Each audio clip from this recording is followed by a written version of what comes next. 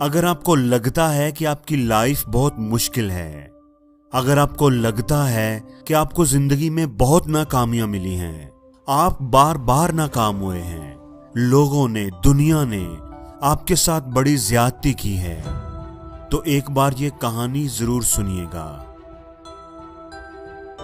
Henryville, Indiana में एक लड़का रहता था। जब वो सिर्फ 6 साल का था तो उसके वालिद गुजर गए। ये उसके मुश्किल दौर की शुरुआत थी। घर चलाने के लिए उसकी मां को एक फैक्ट्री में काम करना पड़ा। बड़ा होने के नाते उसे ही अपने छोटे बहन भाइयों का ख्याल रखना पड़ता था। मां की गैर मौजूदगी में वो अपने बहन भाइयों के लिए खाना भी बनाता था। इतनी कम उम्र में ही उस पर काफी जिम्मेदारियां आन पड़ी थीं। पैसों की कमी की वजह से 10 साल की उम्र में उसने भी मां के साथ काम करना शुरू कर दिया। उसकी जिंदगी और मुश्किल हो गई थी। जब वो 12 साल का था तो उसकी मां ने दूसरी शादी कर ली। सौतीले बाप से उसकी बन ना सकी और उसने घर छोड़ दिया। घर छोड़ने की वजह से 6ठी क्लास में ही उसे स्कूल भी छोड़ना पड़ा। पेट पालने के लिए उसने नौकरी की तलाश शुरू कर दी। उसे घोड़े गाड़ियों को पेंट करने का काम मिला। फिर उसके बाद उसे रेलवे ऑफिस में फायरमैन की नौकरी मिल गई। साथ ही साथ उसने करीब मौजूद यूनिवर्सिटी में लॉ की तालीम हासिल करना शुरू कर दी। उसे लगता था कि उसकी जिंदगी का अच्छा दौर शुरू होने वाला है, लेकिन उसका किसी के साथ झगड़ा हो गया। झगड़ा करने और उस पर मुकदमा बनने की वजह से उसे नौकरी से निकाल दिया गया। उसका लॉ का कैरियर भी तबाह हो गया। वो एक बार फिर जॉबलेस था। वो वापस घर आ गया और एक लाइफ इंश्योरेंस कंपनी में जॉब शुरू कर दी। लेकिन कुछ ही महीनों के बाद मैनेजर को उसका काम पसंद न आया और उसे नौकरी से निकाल दिया गया। एक बार फिर उसने जॉब की तलाश शुरू कर दी। जिंदगी बहुत मुश्किल थी, लेकिन उस लड़के ने हिम्मत नहीं हारी। कुछ अरसे के बाद उसे एक टायर बनाने वाली कंपनी में जॉब मिल गई, लेकिन वो भी कोई ज्यादा अरसा ना चली क्योंकि कंपनी ने अपना प्रोडक्शन प्लांट ही बंद कर दिया था। वो एक बार फिर जॉबलेस था।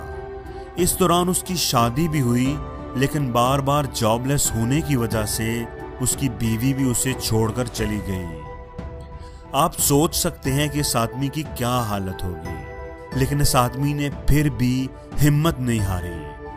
40 साल की उम्र में उसकी मुलाकात एक ऑयल कंपनी के जनरल मैनेजर से हुई, जिसने उसे अपना एक गैस स्टेशन चलाने के लिए दिया। लेकिन कुछ अरसे के बाद उस कंपनी ने वो गैस स्टेशन भी बंद कर दिया और ये आदमी फिर से जॉबलेस था।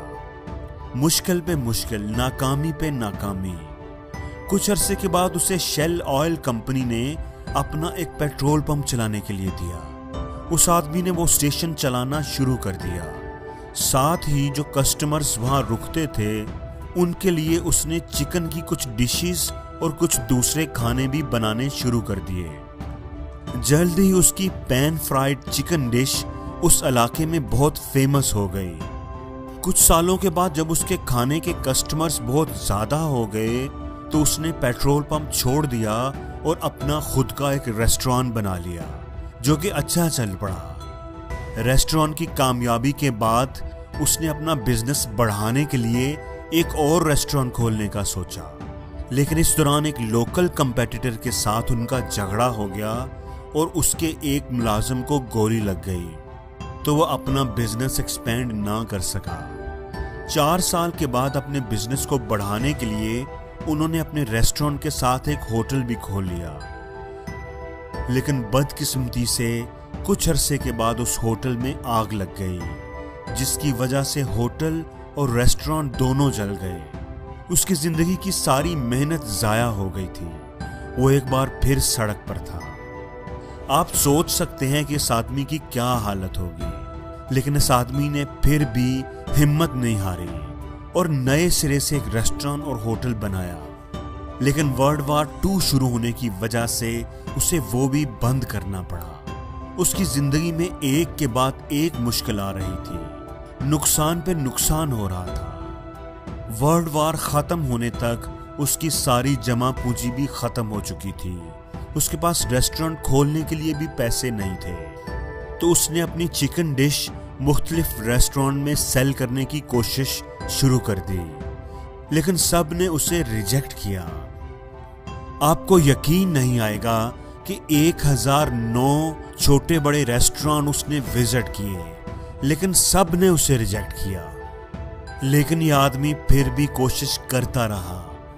आखिरकार 1952 में जब इनकी उम्र तकरीबन 62 साल थी, उन्होंने अपनी रेसिपी, जिसका नाम केंटकी फ्राइड चिकन था, शहर के एक बड़े रेस्टोरेंट को सेल कर दी। रेस्टोरेंट के बड़े नाम की वजह से जल्द ही ये रेसिपी पूरे शहर में फेमस हो गई। इसके बाद तो लाइन लग गई। उस शहर के दूसरे बड़े बड़े रेस्टोरेंट्स ने उस रेसिपी को फ्रेंचाइज करना शुरू कर दिया और इस आदमी को सब रेस्टोरेंट से कमीशन मिलनी शुरू हो गई। उसका ख्वाब था कि उसकी रेसिपी पूरी दुनिया में पहुंच जाए। 1959 में उसने एक नया रेस्टोरेंट और कंपनी हेडक्वार्टर बनाया। उसने बहुत मेहनत की।